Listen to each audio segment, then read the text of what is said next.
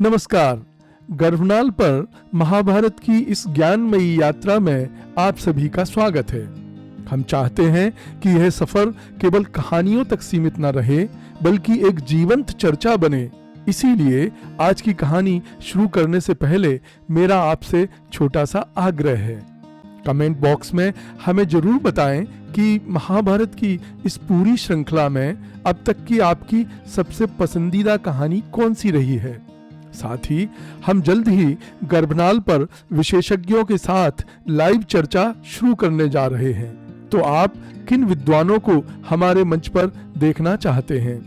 आपके सुझाव हमारे लिए अनमोल हैं। चलिए शुरू करते हैं आज का यह विशेष अंक। महाभारत का युद्ध तो समाप्त हो गया, लेकिन असली इम्तिहान अब शुरू हुआ है, शोक और पछतावे का। क्या आप जानते हैं कि युद्ध जीतने के बाद भी युधिष्ठिर क्यों कांप रहे थे? गांधारी, जिन्होंने अपने 100 बेटों को खोया, उनका गुस्सा इतना भीषण था कि उनकी एक नजर से ही युधिष्ठिर के कवच और अंगुलियां तक जल गईं। आज का अंक किसी युद्ध की कहानी नहीं, बल्कि एक माँ के उस दर्द की कहानी है जिसे देखकर खुद भगवान श्री कृष्ण मौन रह गए। चलिए चलते हैं हस्तिनापुर के उस आंगन में जहां जीत का जश्न नहीं, बल्कि आंसुओं का सैलाब है। संजय ने दुखी महाराज धृतराष्ट्र से कहा, महाराज, दूसरे के सांत्वना देने मात्र से दुखी का दुख दूर नहीं हो सकता।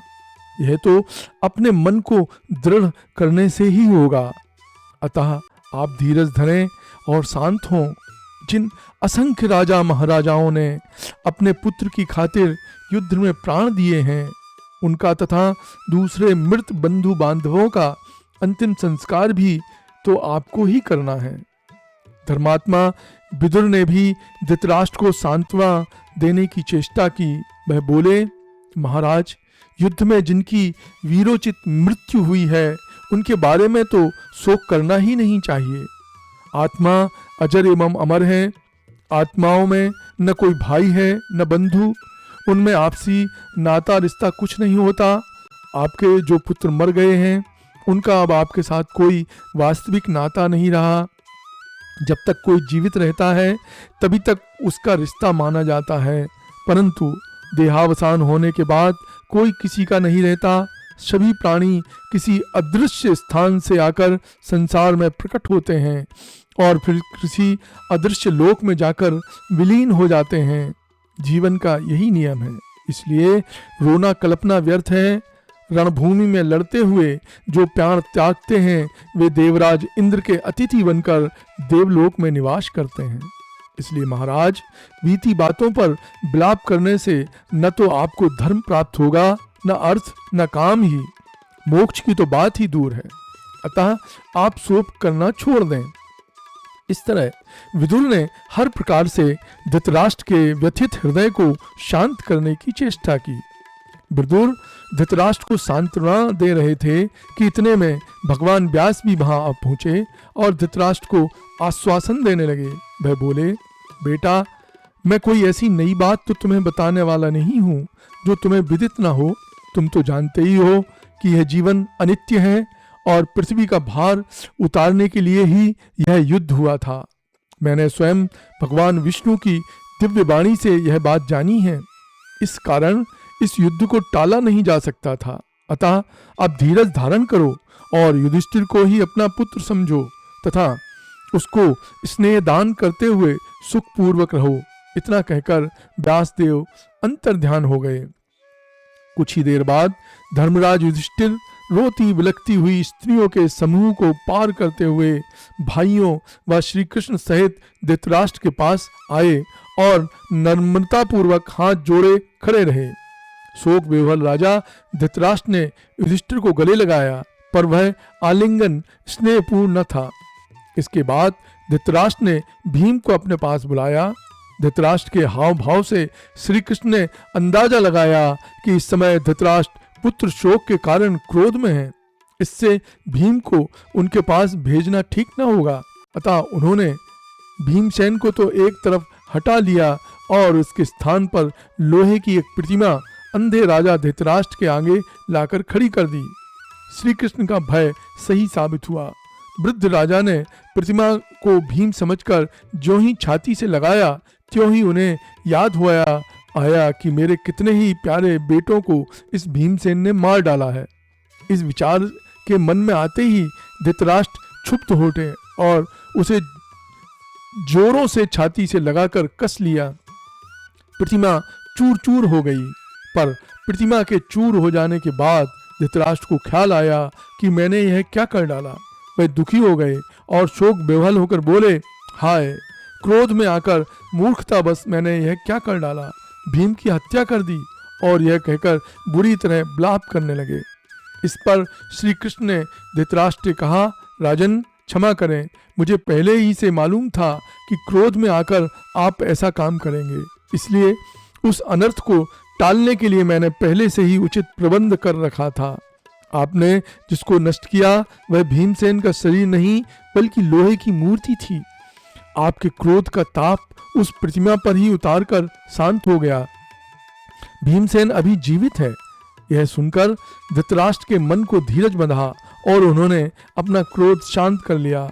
उन्होंने सभी पांडवों को आशीर्वाद देकर विदा किया। धृतराष्ट्र से आज्ञा पाकर पांचों भाई श्री कृष्ण के साथ देवी गांधारी के पास गए।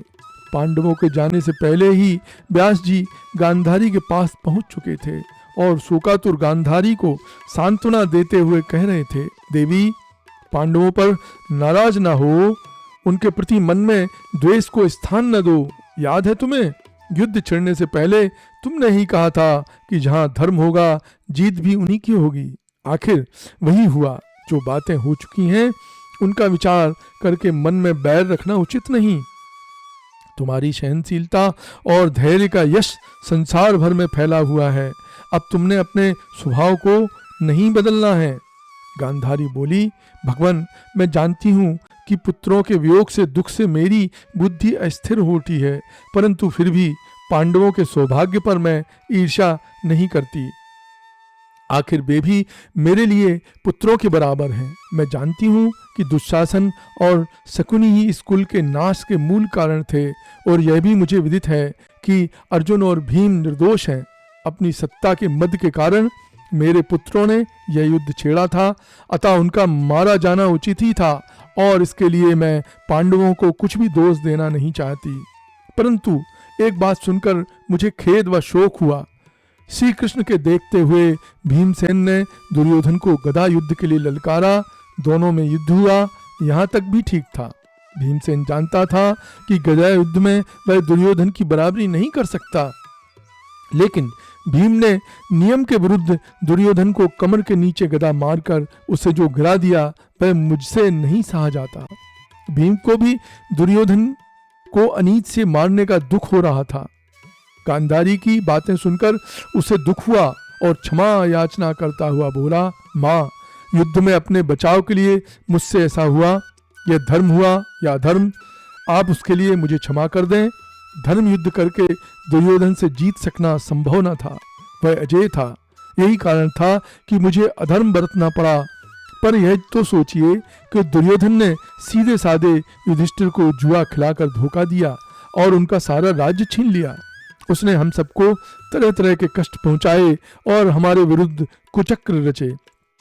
बहुत समझाने बुझाने पर भी उसने हमारा राज्य न लौटाने का हठ किया।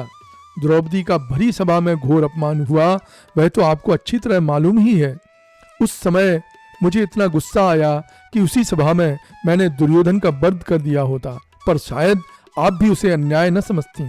पर ऐसा मैं नहीं कर सका, क्योंकि उस समय हम धर्मराज युधिष्ठिर के कारण प्रतिज्ञा में बंधे हुए थे, अतएव कुछ नहीं कर सकते थे। मन मारकर खड़े खड़े देखते रहे। मैंने युद्ध क्षेत्र में उसी अपमान का बदला लिया है।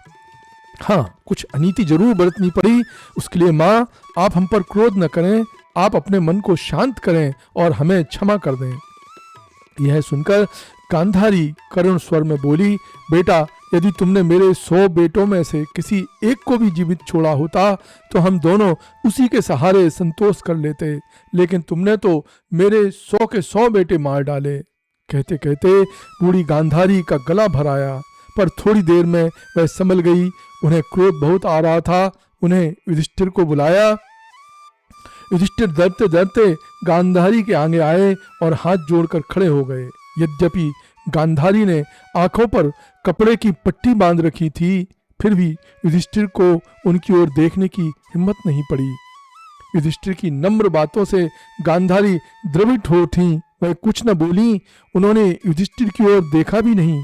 उन्हें भय था कि युधिष्ठिर पर मेरी कुछ दृष्टि पड़ गई तो वह कहीं भस्म न हो जाए, इसलिए उन्होंने अपना मुख दूसरी तरफ फेर लिया।